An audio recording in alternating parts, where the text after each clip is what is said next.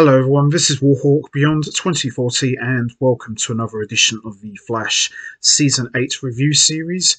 And today I am going to be talking about Episode 7, Lockdown, which I have just finished watching. And this episode was kind of a hit and miss for me. There wasn't really anything to get your teeth into, and it kind of felt like a rehash of something that we have seen previously. And there was just nothing going on here. The only thing that kind of piqued my interest a little bit was at the end, which kind of ties into what we saw in episode 6. And due to the effects of Nora and Bart messing around with the timeline, we are now starting to slowly see the after effects of constantly messing around with time. But other than that, there just wasn't really much going on in this episode. As I said, it just kind of felt like we've seen it all before, which is a shame, really, because, you know, The Flash has been my favourite show for a really long time, ever since it started back in 2014. And I know that they're much more capable of delivering something better. But as I said, this wasn't terrible, but it wasn't great. It was just kind of average for me.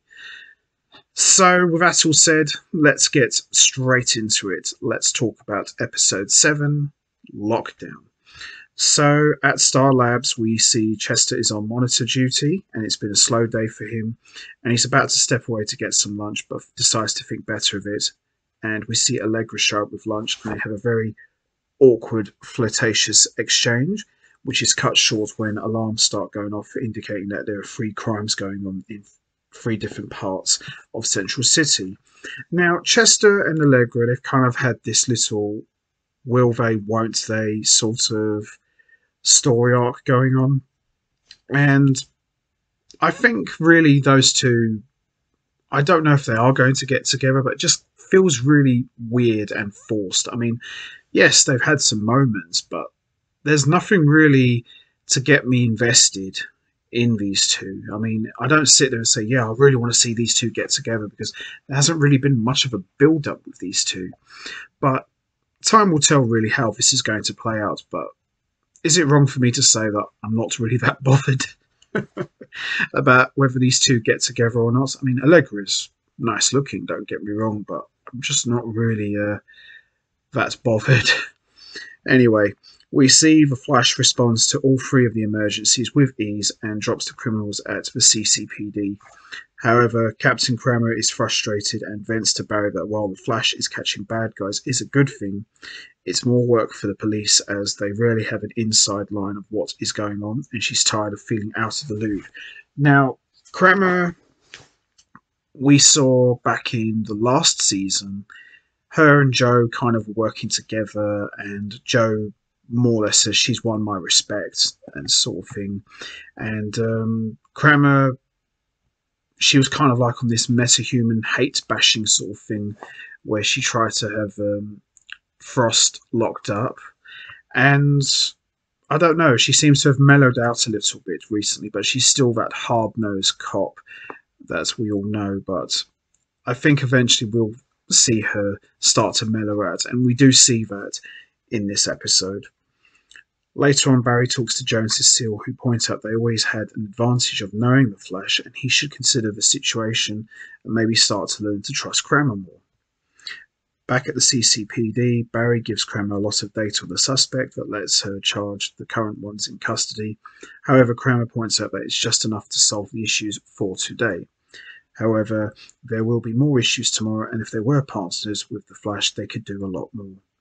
Before the conversation could go any further, the elevator opens, and there's some sort of device that spreads a gas that knocks everyone out, including Barry, and then we see Goldface and his crew stroll into the precinct. Now, this is the first time we've seen Goldface, I believe, since season 6, if I'm remembering correctly. And yeah, he wasn't really a great villain, so I'm quite surprised that they even brought him back for another round, to be honest. So we see everybody wakes up and they're wearing meta dampening bracelets, and Kramer tries to get Goldface to let the officers go, but he refuses. He explains that the bracelets also function as bombs that will kill them if they try to escape or get out of line. Goldface reveals that his girlfriend, Amunet Black, has intel that are rare items in their armory and he wants them. Goldface also recognizes Barry from a previous encounter and refers to him as Chemist. Meanwhile, Caitlin's date with Marcus doesn't go as planned when she realizes she made dinner reservations for the wrong date, and they end up at the same bar as Frost and Mark, who are doing karaoke. Frost and Mark insist on making it a double date, and it's a bit awkward for Caitlin, but her date seems to be enjoying himself. Caitlin pushes things too far, and there's a falling out with Frost, which leaves with upset with Mark. It turns out that the weapon Amunet wants Goldface to get isn't in the armory, so he has Barry and Kramer hold in. He wants the meta bullets. One shot takes away a meta's powers forever. Goldface is planning to steal and sell them. Kramer is willing to give them up, so Goldface uses his gold chain to choke and endanger Barry. Before she can say anything, Barry offers to help find the bullets using a dark matter scanner. Amunet calls while Barry works on the scanner, and Barry and Goldface end up chatting about relationships. Turns out Amunet and Goldface are now partners in both love and crime, and now more stronger than ever.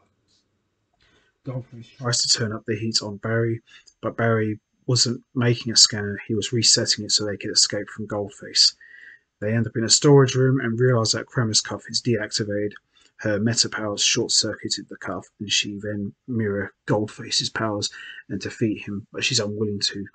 She explains to Barry that she can't control her powers and hasn't been able to figure it out, and that's why she needs to get in touch with the Flash. Goldface gives her 2 minutes to face him, so Barry gives Kramer a pep talk about her powers, and she heads to face the villain. Mark returns to the bar to settle his bill, and he and Caitlin talk. He admits he messed up before, but he's trying to make up for it now, and he tells Caitlin that she reminds him of his less pleasant family members. He also calls her out on not going all in her own date with Marcus, and he tells her that she will eventually need to take a leap of faith. At home, Caitlin apologizes to Frost and admits she envies Frost's relationship. Upon facing Goldface, Kramer takes on his powers and grabs his chain. However, Barry pries his own bracelet off and speeds away from the blast it causes. It temporarily causes her to lose the gold powers, but allows for the Flash to show up and save the day. Later, Barry shows up with Kramer and turns out that Kramer transferred the meta bullets to Argus weeks ago.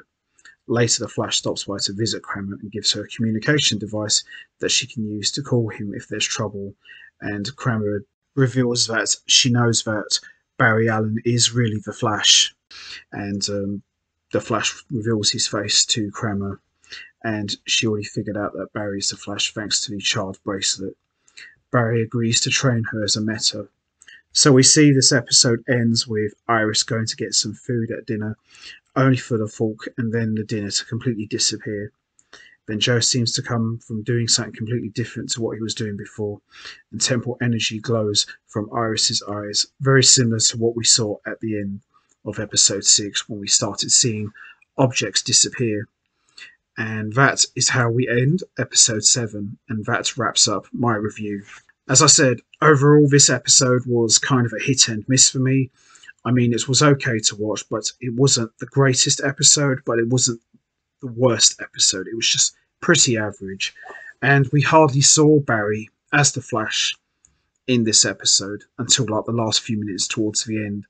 But the whole secret identity thing getting thrown around a lot is starting to get very old in a hurry, but what can you do, really? It is what it is. Kramer knows that Barry is the Flash, so it's going to be very interesting to see how their relationship is going to go forward now that she knows the truth. And I'm very curious to see how Barry is going to train her.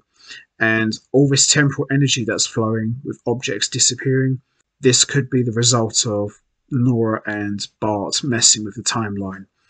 But time will tell, really. So that's going to be it from me. I am going to wrap this up now. What did you think of episode 7? Did you enjoy it? What was your thoughts on Kramer learning the truth about Barry's secret identity. How do you think he will train her? And how do you think this changes their relationship going forward? And also, how do you feel about the secret identity getting thrown around just with ease? Do you think they need to tighten up on it more? And also, what was your thoughts on the way this episode ended with temporal energy making objects disappear and Iris's eyes glowing with temporal energy? Do you think this is the result of Nora and Bart messing with the timeline? Or do you think this is something else? You know what to do, guys. Hit the like button, hit the subscribe button, leave your thoughts and comments down below.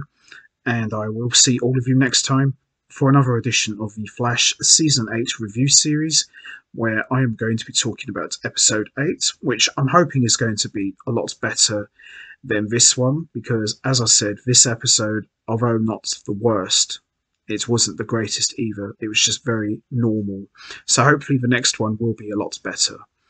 So until next time, take care, everybody, and stay safe. And once again, as always, much appreciated. Thanks for listening.